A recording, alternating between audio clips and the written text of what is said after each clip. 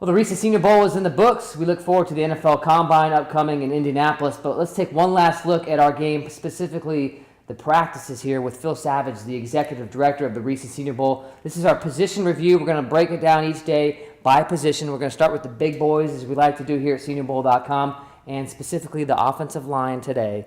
And we're going to kind of have a little fantasy game here and come up with, if you were a coach watching players at this game, give me your starting 5 from the offensive linemen for the week. Yeah, there were 20 offensive linemen in total here, so we tried to go through and pick out the starting 5. So this is the all-stars of the all-stars. And left tackle Donovan Smith from Penn State, the fourth-year junior graduate, came in at 341 pounds, but he flashed the foot agility to play left tackle in the NFL. I think he's got future starter written all over him, and he definitely elevated his draft stock here in Mobile during the week. At left guard, how about Tre Jackson from Florida State? Now, he was the king of the one-on-ones. He was 9-0 in those individual matchups, one-on-one versus the defensive lineman that he faced on the South team. And then at center, even though he played for the North, he played at the University of Florida, Max Garcia. He's a taller center with some length. Now, he had his hands full going against Danny Shelton from Washington and Carl Davis from Iowa, but he more than held his own in there. He actually won 6 and only lost 2 in those one-on-ones, but I thought he did the best job of the 4 centers that we had in the game.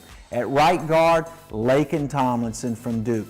To me, he was the most consistent of all the linemen. Now, he also stayed at right guard all week. He did not move around and show a lot of different position versatility, but at 6'4", 320 plus pounds, very athletic in the lower body, very strong up top. He ended up winning 9 and only losing 3. So again, he was a really solid performer during the week. And then at right tackle, I did something a little different. I thought the player that showed the most traits in terms of the height, the weight, the flexibility, the foot skill was Lyle Collins. Now, it did not necessarily translate to the one-on-ones. He only won 4 and lost 7, but he moved around. He played left tackle, left guard. They moved him to right tackle, took some reps there. But at the end of the day, I thought he would be a starter coming out of this group of 20 if we were trying to put the best 5 on the field. So those are your best 5 from the week. It doesn't mean somebody maybe with another week of practice couldn't jump into that top 5. So give me maybe your second tier guys that showed flashes of being able to do that. Well, again, we're basing it just on the 3 practice sessions, Tuesday, Wednesday, and Thursday. And to me, the offensive tackle that shows the most upside potential and could easily be on that starting 5 group. But again, given another week, another month of development, another week and month of practice and preparation, T.J. Clemmings from Pittsburgh. Now, he came in with a lot of hype. He moved from right tackle to left tackle. He was clearly more comfortable at right tackle, but he's got the height, the long arms, the athletic ability side to side that he should be able to develop and emerge as a starter at the next level. And then the most intriguing prospect maybe of the entire game, Ali Marpet from Hobart College. Came in as a left tackle for the Statesmen, but shifted inside to guard, more than held his own. He won 5 matchups, lost 5, but he stood his ground against the big school competition. I think he's got a huge upside for the next level. And we have a third category of offensive linemen. We're calling these your lunch pail players.